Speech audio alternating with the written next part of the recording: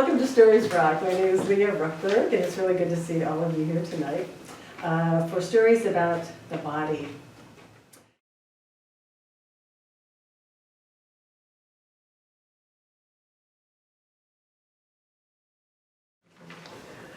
Well, I'm your next reader, and I am a mother and a grandmother and a writer, storyteller, and this is a story. People sometimes ask me how my husband and I met, and this is my version. You can check with him after the intermission.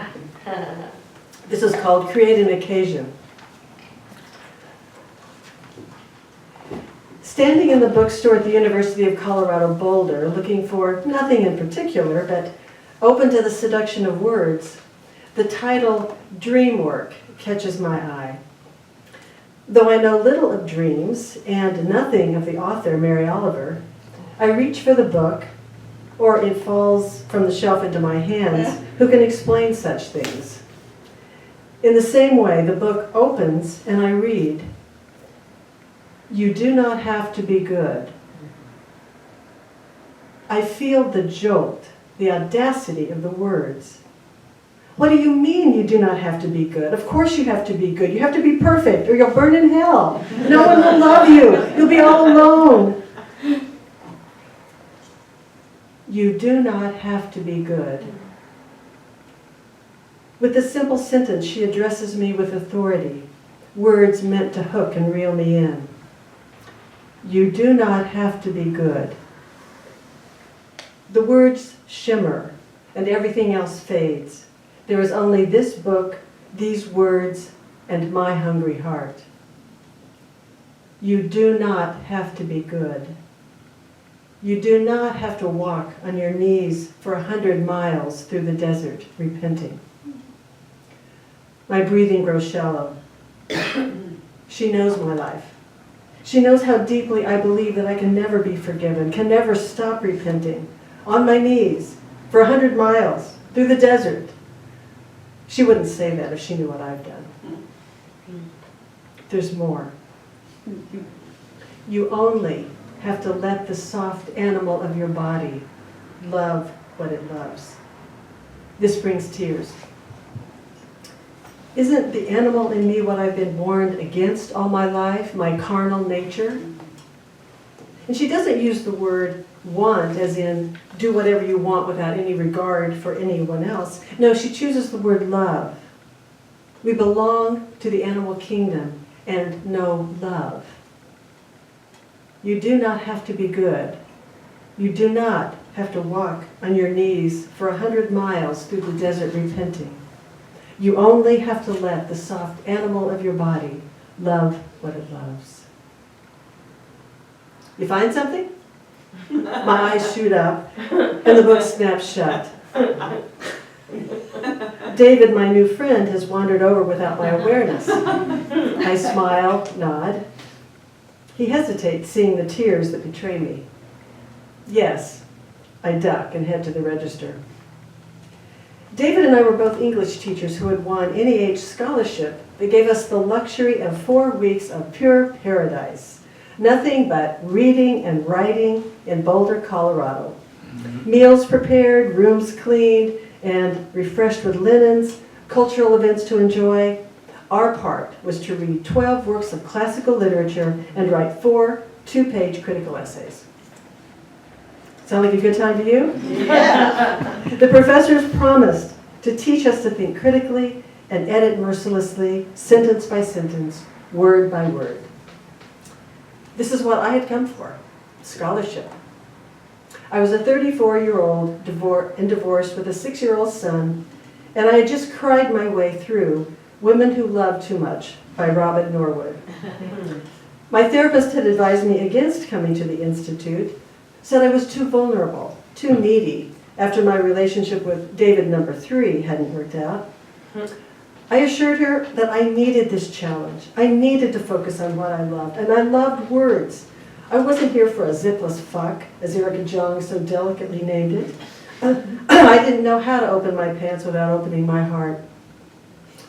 I had no idea what I was opening myself up to. I had labored over my application essay on Auden's Who's Who. I didn't really know how to write a critical analysis of poetry, so I gave a psychological interpretation of the author's longing for his father's approval, which he never received.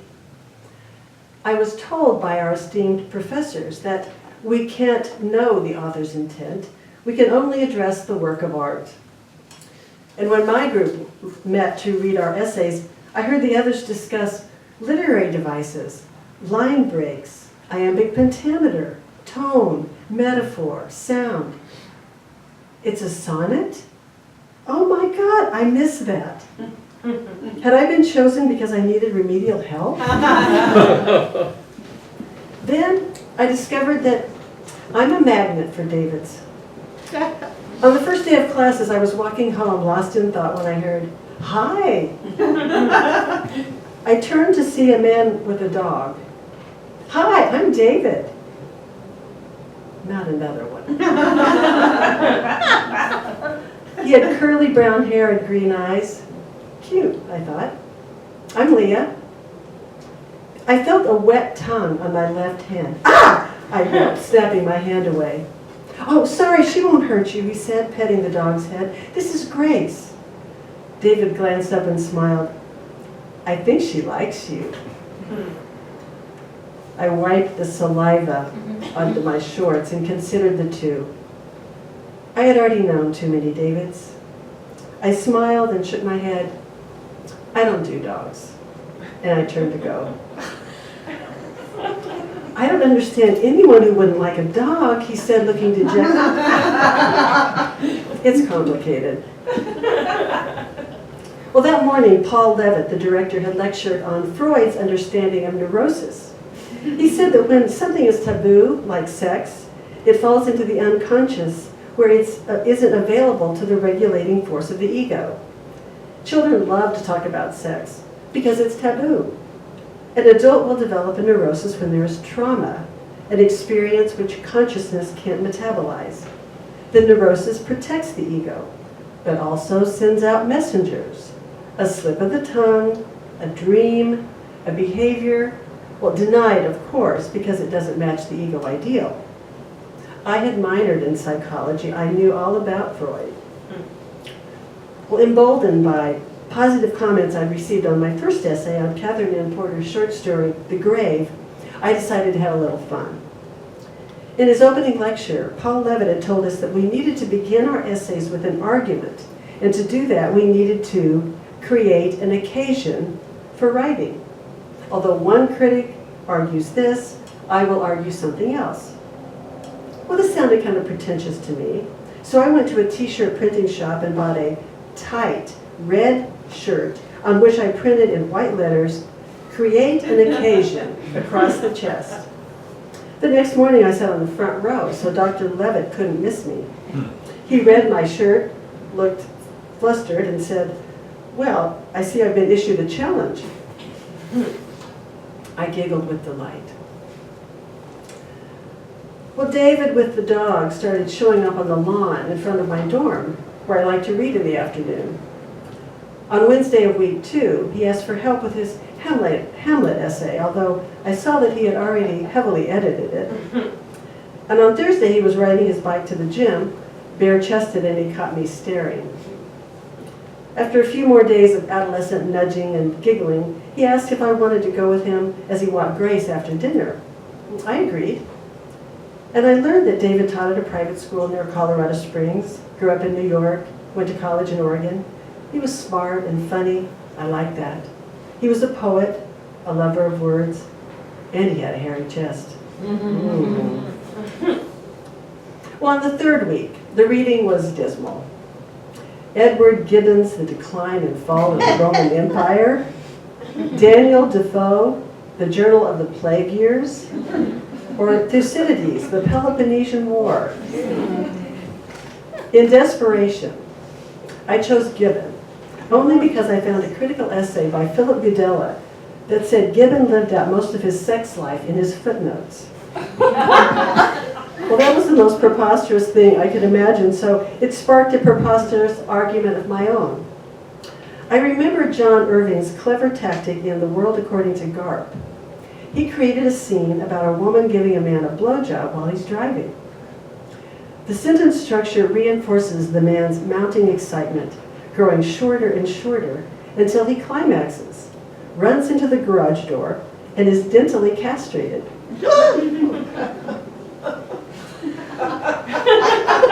I'll let you get the scene. I decided to argue that Gibbon was writing in the same manner. I gleefully wrote a bogus 5-paragraph essay and handed it in, secretly hoping to impress David.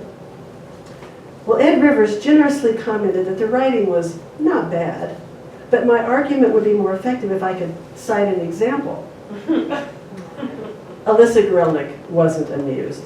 She said, well, it looks like we have Wonder Bread on each end and bologna in the middle. And of course, both professors were right. I had shown my introduction to David the night before. You're not going to hand that in, are you? He was shocked by my brazenness, but it might have been enough to shock him out of his shyness. At 8 p.m., David called to ask if I wanted to go with him to walk Grace. I'm already in bed, I said. Are you going to make it worth my while? I heard him cover the mouthpiece, and there was a muffled conversation with his roommate. Oh, okay, he stammered. We walked to the duck pond, and under the weeping willow tree he kissed me. My body melted into his and stayed there. Assuming mutual consent, he invited me to his room and was blindsided when I pulled away saying, well, no, I'm not that kind of girl. He was understandably confused. Hadn't I been coming on to him? And filled with shame and longing, I returned to my room alone, had a glass of wine instead of the touch I craved. We were of different cultures and generations. Nazarenes like me knew that you could relish making out, develop it into a fine art of pleasure, but only nasty girls went all the way. Unthinkable on the first date. Well, David was a half-Jewish, New Age, Oregonian hippie who didn't seem to have hang-ups about sex. And I was a tormented religious neurotic trying so hard to be good. And then rebelling by being deliciously naughty. A few nights later, when we went for a walk in the evening, we sat on a hill below the observatory. And things progressed so that we were having a little cuddle. Well, David's version of the story is that I threw myself on top of him and smashed his balls, pressing him into rocks and spiky grass. Who knows which narrator to trust? Again, he invited me to his room. Any place more comfortable than that bed of nails. But again, I refused. I couldn't. The next morning, he told me I'd given him blue balls. What's that? I asked. Back in my room, I returned to Mary Oliver. Under the canopy of my bottom bunk bed, I opened DreamWorks again, and I read as the poet addresses me, the reader, directly, knowing that despair and loneliness are things that we share. But there's a deeper truth. She challenges me to look up to the wild geese who trust the internal compass of their bodies, who know their way home, who trust the world, the rivers, prairies, mountains, and trees. She challenges me to trust what calls to my imagination. I am known. And once I deeply know this, despair and loneliness will fall away. The world is actively calling me home. I do not know what she knows, but I vow to repeat her words until I do. During the final week of the Institute, David invited me on a real date, a dinner at a Thai restaurant, and to see a production of King Lear. And after everyone had gone home, we extended our stay and pushed 2 single mattresses together in my room. While I was arranging the sheets and pillows, David popped a cassette tape in the player. "Ah, is this Bruce Coburn?" I asked. The guy who sings, "If I had a rocket launcher"?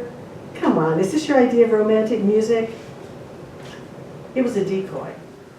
I was having a hard time staying in my body and needed a distraction, to argue about the music, anything. "Well, Circles in the Stream is my favorite album," he said. "Just listen to the lyrics." What he didn't know was that the inner judge was coming down hard on me. "When David takes one look at your thunder thighs, it'll be all over. He'll get the dry heaves and run for the door. Stop this now before the humiliation.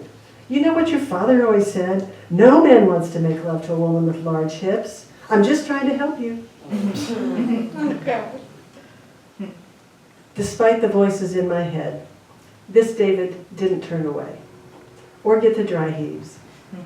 He slowly and tenderly caressed my body while I fought to stay present and allow myself to feel his touch. He calmed my fears. We made love and spent the night cradled in each other's arms. In the morning, I felt giddy, lighter than air. After I packed my old Plymouth Champ and got ready to leave, David leaned in the window and said with a wry smile, "Maybe I'll give you a call sometime." The air emptied out of my lungs. "Was this a zipless fuck for you? You shit! Are you just another David?" I cried all the way home. Damn, I've done it again. I shouldn't have opened my heart, not to him. I had just walked in the front door and the phone was ringing. "Can I come over?" David asked. I couldn't respond. I wanted to smash his face in. "Why did you say, 'Maybe I'll call you sometime'?" I asked.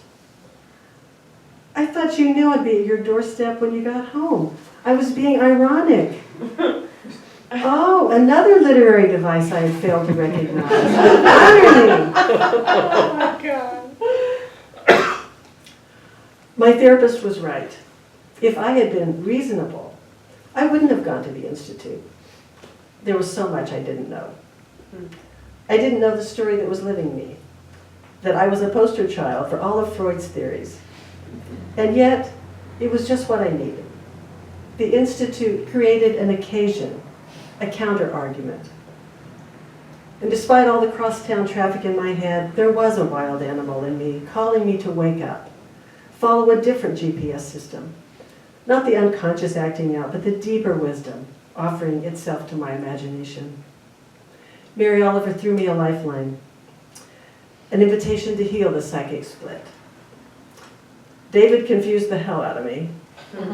And we've had a lot of laughs during our 30-year marriage as he's tried to learn to decode Nazareneese, and I've tried to learn to decode his irony. For years I thought Wild Geese was my personal poem. But soon I heard David White reciting it by heart, and then Roger Housden, and then in churches, in conferences, on the internet, and finally from the poet herself. Mary Oliver read in Rochester, New York, to thunderous applause. I learned that this is one of her most beloved poems. She spoke the audacious truth that the world was hungry to hear. There is an undomesticated animal in all of us that knows what it loves, that knows the way home.